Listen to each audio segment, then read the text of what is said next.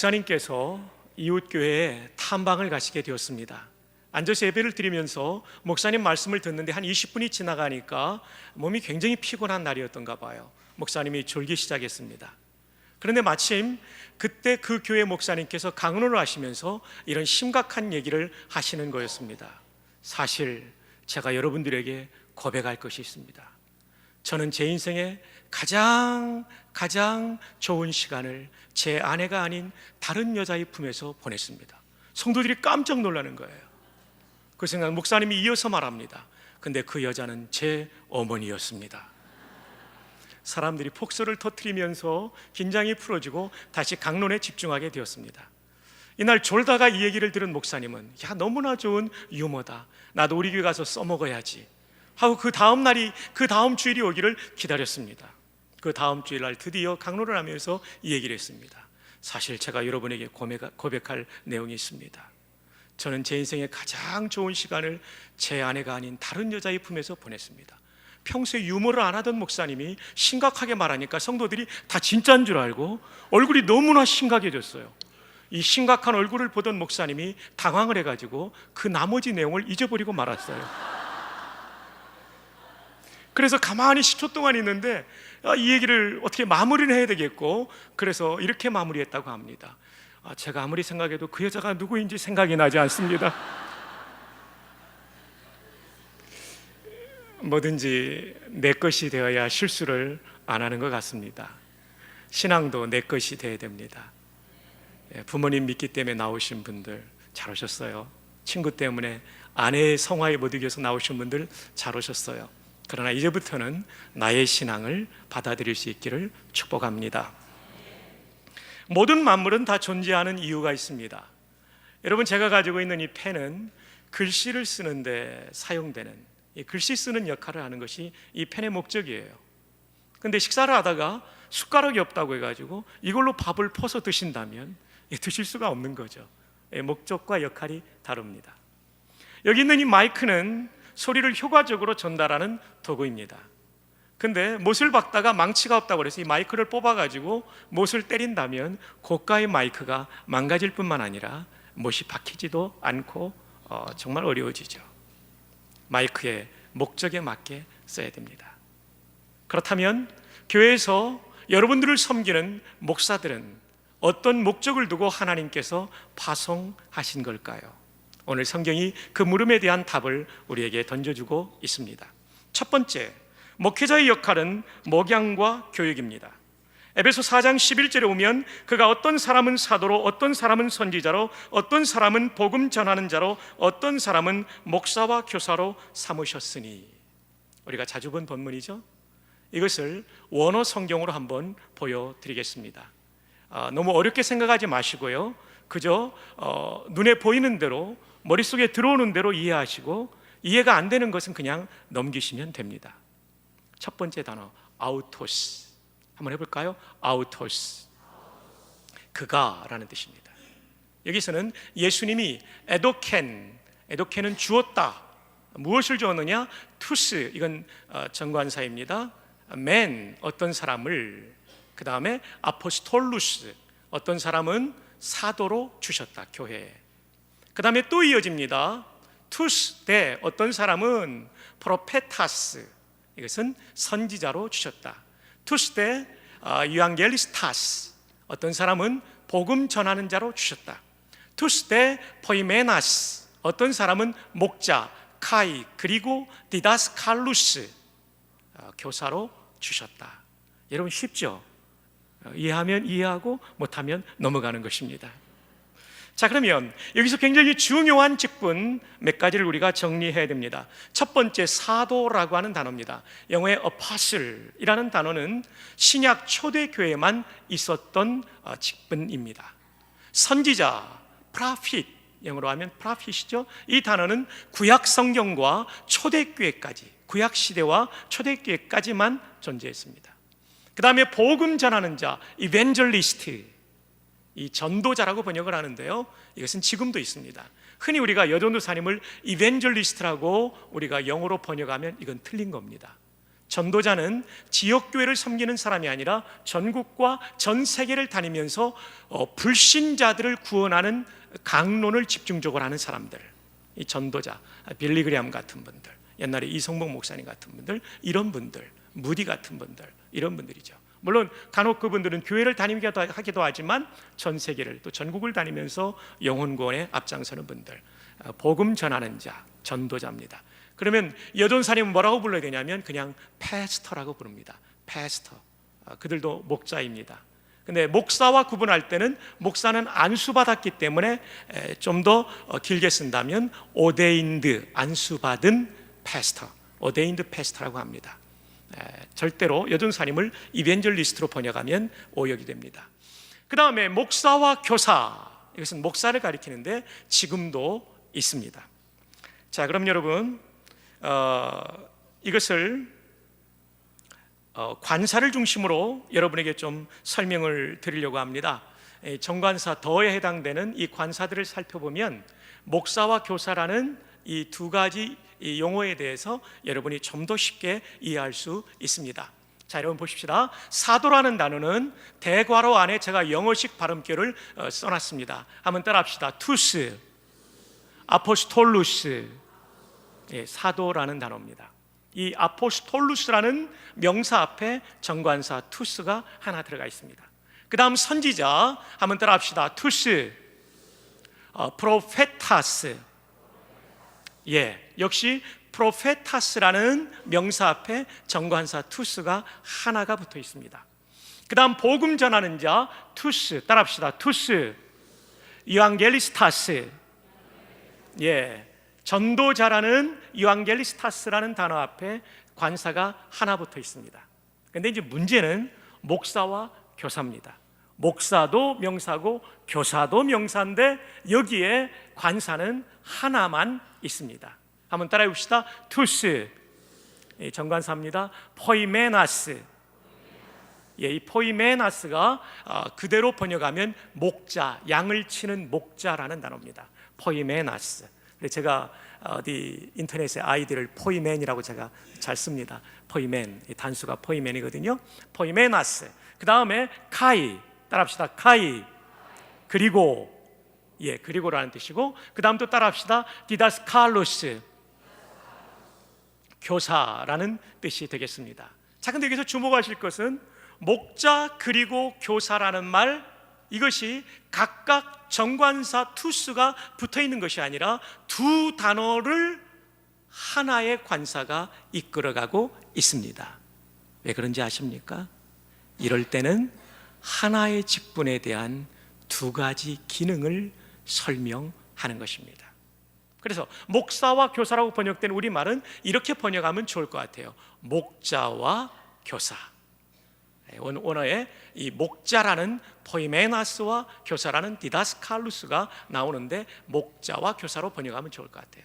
그리고 목자에서 목을 따고 교사에서 살을 따면 목사가 됩니다. 목자에서 목을 따고. 사실 목사들은 목을 따놓고 지내는 사람들입니다. 목숨 걸고 사역을 해야 되죠.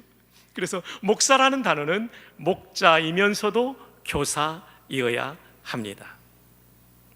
좋은 목회자, 그분은 목자의 돌봄을 잘하며 교사의 가르침을 잘하는 사람이죠.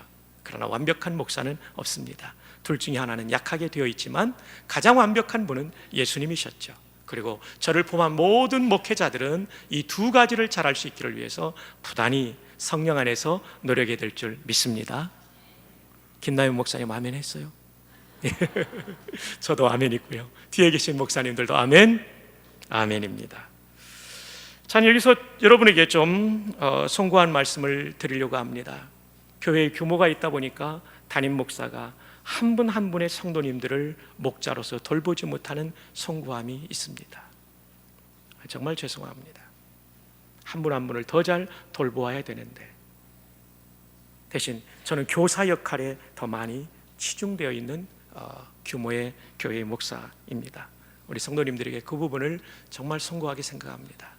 그렇지만 우리 부목사님들께서 저를 대신하여 여러분을 잘 돌보고 계신 것에 대하여 이 자리를 빌어 진심으로 감사를 드립니다.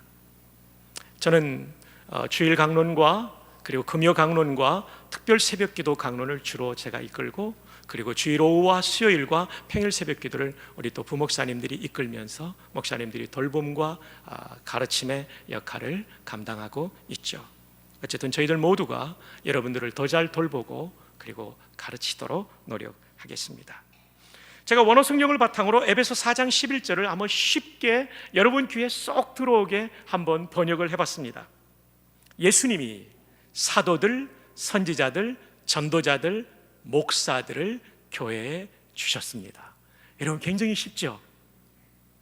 좋죠?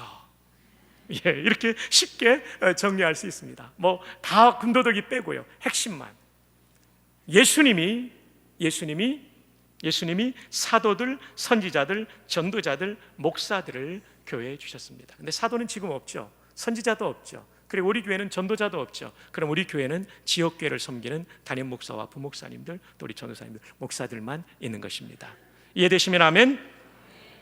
자, 그렇다면 이 목사들을 주신 궁극적인 목적은 무엇일까요? 두 번째, 목회자의 역할은 성도를 훈련하는 것입니다.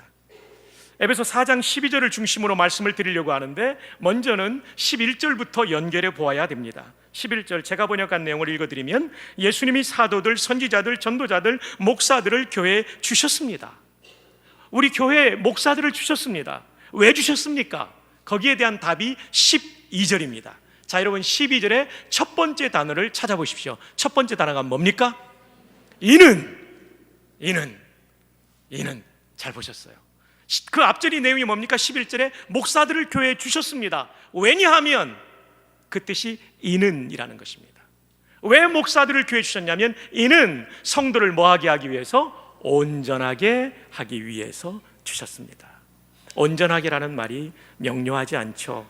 원문에 보면 카타르티스몬이라는 단어가 쓰였는데, 이 말은 준비시키기 위해서, 준비시켜 또는 훈련하여, 이런 뜻입니다. 사랑하는 성도 여러분, 목사들이 교회에 존재하는 가장 중요한 목적, 예수 그리스도가 설계한 목사들에 대한 그림은 무엇입니까? 성도들을 훈련시키는 것입니다. 그리고 준비시키는 것입니다. 그럼 무엇을 위한 훈련과 준비일까요? 그 다음 절이 설명하고 있죠. 이는 성도를 온전하게 하여 봉사의 일을 하게 하며. 자막이 떠올라야 되는데 안 떠오르니까 마음이 답답해졌는데 이제 떠올랐습니다. 어디 갔다 온 건 아니죠, 간사님? 이는 성도를 온전하게 하여 훈련시키고 준비시켜서 뭐 하냐면 봉사의 일을 하게 하기 위해서. 여러분, 목사가 자기 혼자 열심히 강론하고 열심히 봉사다 하면 이 목사는 나쁜 목사입니다. 목사는 성도들을 잘 준비시켜서 성도들 모두가 봉사하는 사람이 되게 하는 목사가 좋은 목사입니다. 자, 그러면 봉사의 일을 하는 궁극적인 목적은 무엇일까요? 그 다음 절을 보면 그리스도의 몸을 세우려 하십니다. 그리스도의 몸을 세우는 것이 교회의 목사가 성도들을 훈련시켜야 하는 그 궁극적인 목적이 되는 것입니다. 사랑하는 여러분, 저를 한번 따라합시다. 목사는 성도를 훈련시키고 성도는 봉사하며 그리스도의 몸인 교회를 세운다. 여러분, 여기서 교회를 세운다고 할 때 건물을 의미하는 게 아닙니다. 여기서 말하는 교회, 이것은 그리스도의 몸인 공동체를 세운다. 성도 한 사람 한 사람을 건강한 믿음의 사람으로 세운다라는 뜻입니다. 이 건물은 교회당이고요, 여기서 우리가 세워야 될 교회는 물론 교회당도 세워야 되겠지만 더 중요한 것은 성도 한 사람 한 사람을 그리스도의 성숙한 분량에 이르도록 자라게 세워주는 것이 목사만의 일이 아니라 성도들이 서로 돌봄을 통해서 이루어야 된다라고 말씀해주고 있습니다. 근데 여러분, 에베소 4장 12절을 다시 한번 볼까요? 에베소 4장 12절을 다시 보시면, 이는 성도를 온전하게 하여 봉사일을 하게 하며 그리스도의 몸을 세우려 하심이라. 여기 보면은 이 문맥이요, 명료하게 정리가 되지 않아요. 근데 헬라 원어에 보면 이 문맥이 아주 명료하게 정리가 되어 있습니다. 그것은 세 개의 전치사로 이루어져 있어요. 근데 크게 볼 때는 두 개의 전치사로 이루어져 있어요. 이 전치사들이 모두 위하여로 번역될 수 있지만 그 뜻은 조금 달라요. 함께 보시겠습니다. 자, 이 프로스라는 전치사가 제일 처음에 나옵니다. 이 프로스, 위하여, 뭐를 위하냐면 톤, 카타르티스몬, 온전하게 하기 위하여. 누구를? 톤, 하기온, 성도들을 온전하게 하기 위하여. 누가요? 목사를 주셨는데 왜 주셨냐면 성도들을 온전하게 준비시키고 훈련시키기 위하여 주셨다. 그러면 이 온전하게 하는 이 준비시키는 목적이 뭐냐? 그 다음에 전치사 에이스에 나와요. 이 에이스는 최종적인 목적을 나타내요. 프로스는 1차적인 목표를 가리켰다면 에이스는 최종적인 목적을 나타내요. 그리고 에이스 두 개가 나올 때는 문맥에 따라서는 뒤에 나오는 에이스가 더 궁극적인 목적, 그야말로 맨 마지막에 달성에 대한 목적을 가리킵니다. 자, 그렇게 한번 볼까요? 프로스톤, 카타르티스몬, 톤, 하기온. 목사들을 왜 주셨냐면 1차적으로는 성도들을 훈련하고 준비시키기 위해서 주셨다. 근데 이 훈련의 목적이 뭐냐? 에이스, 에르곤, 일이다. 어떤 일이냐면 디아코니아스, 봉사의 일을 하게 하기 위하여. 봉사의 일을 하도록 하기 위하여 목사들이 훈련하는 것입니다. 자, 그럼 이 봉사의 일은 궁극적으로 무엇을 위한 것이냐? 또 하나의 전치사 에이스에 물려 있습니다. 오이코도멘, 세우기 위하여. 뭐를 세우냐면 투 소마토스, 몸을 세우기 위하여. 누구의 몸이냐면 투 크리스투, 그리스도의 몸을 세우기 위하여. 여러분, 이것을 제가 연결해서 여러분들에게 좀 소개해 드리려고 합니다. 연결하기 전에 먼저 한번 우리 한국어 성경에 이 전치사들을 한번 대입해서 보도록 하겠습니다. 이는 성도를 온전하게 하여. 프로스라는 전치사가 여기에 나옵니다. 이것은 1차적으로 목사들이 성도들을 준비시킨다, 훈련시킨다는 뜻입니다. 자, 이 온전하게 함, 훈련의 목적이 뭐냐? 봉사의 일을 하게 하여. 이건 에이스라는 목적입니다. 궁극적인 목적, 바로 전의 목적입니다. 그 다음에 또 하나가 나오죠. 에이스 전치사에 물려있는 그리스도의 몸을 세우려 하심이라. 이것이 최종적인 목적이 되는 것입니다. 따라서 목사들은 성도들을 잘 훈련시켜서 성도들이 서로 봉사하면서 결과적으로는 교회가 건강한 공동체로 설 수 있도록 돕는 것이 목사의 역할인 것입니다. 믿으시면 아멘. 자, 이것을 좀 더 제가 쉽게 11절과 12절을 번역해 보았습니다. 함께 봅시다. 예수님께서 교회의 목사를 주신 목적은 1차적으로는 성도를 훈련하여 준비를 시키는 것이고 2차적으로는 그렇게 훈련된 성도들이 교회 안에서 봉사를 하게 하는 것이며 최종적인 목표는 그리스도의 몸인 교회를 세우는 것입니다. 이렇게 번역하면 원문에 가장 가깝게 그리고 쉽게, 물론 여기는 제가 생략한 것들이 있습니다. 여러분이 쉽게 이해시키기 위해서 간추린 것입니다. 이렇게 번역할 수가 있습니다. 자, 한번 이 자막의 내용을 함께 천천히 읽어보면 좋겠습니다. 다 함께 읽어요. 시작.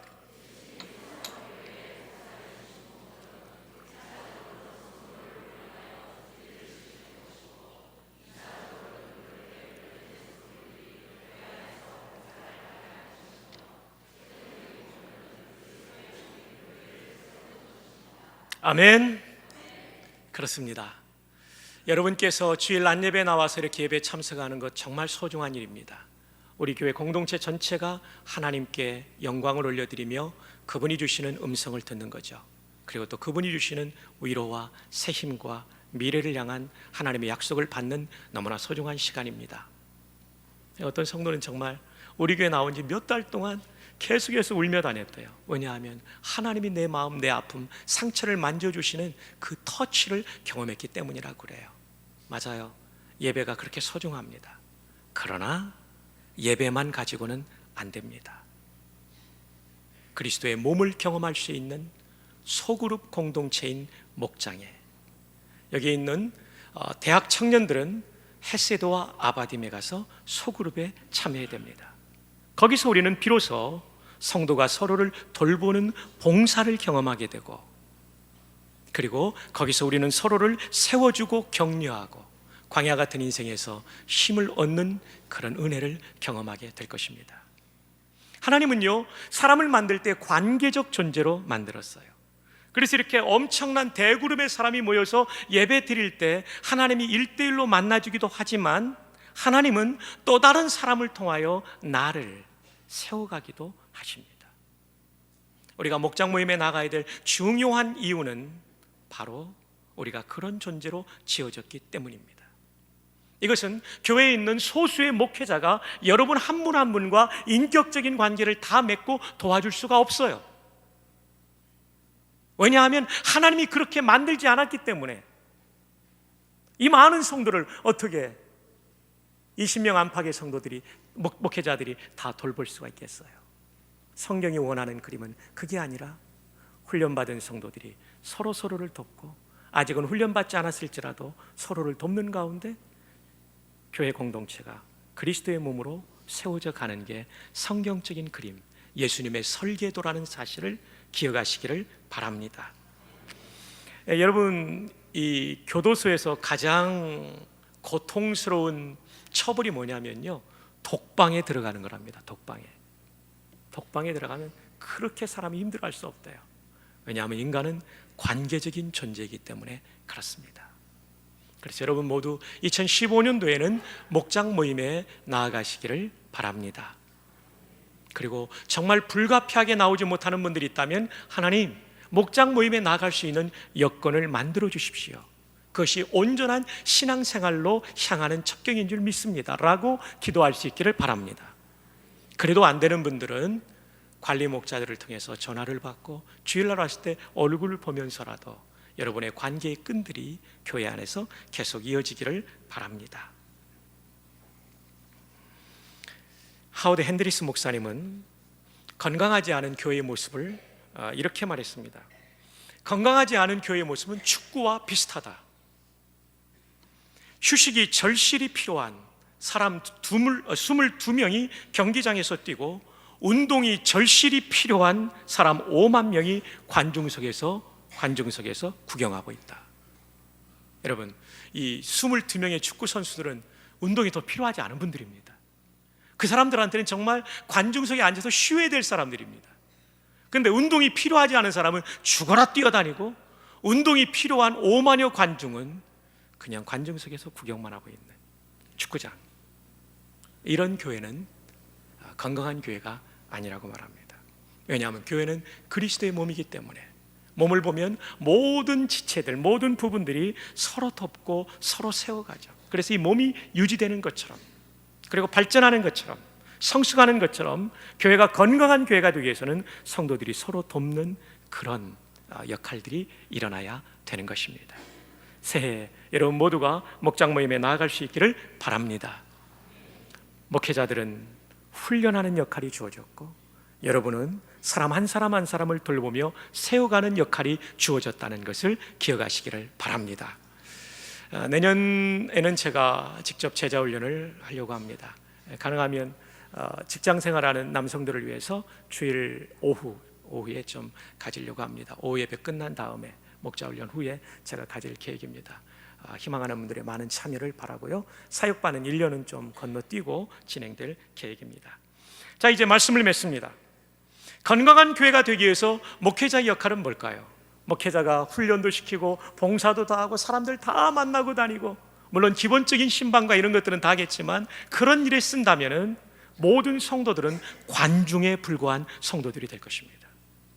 그것은 건강한 그리스도의 몸일 수 없죠. 소수의 2%의 교역자가 98%의 성도를 섬기는, 98%는 움직이지 않는 장애를 겪고 있는 그리스도의 몸이 될 것입니다. 하나님, 우리 부전교회가 건강한 교회가 되기를 바라십니다. 어떻게 될까요? 우리 모두가 목장 모임에 나가고, 또 나갈 수 없는 상황이면 어떤 형편이든지 인간관계적인, 인격적인 상호 돌봄과 그리고 세움을 통하여 건강한 그리스도의 몸으로 자라나갈 수 있기를 주님의 이름으로 축복합니다.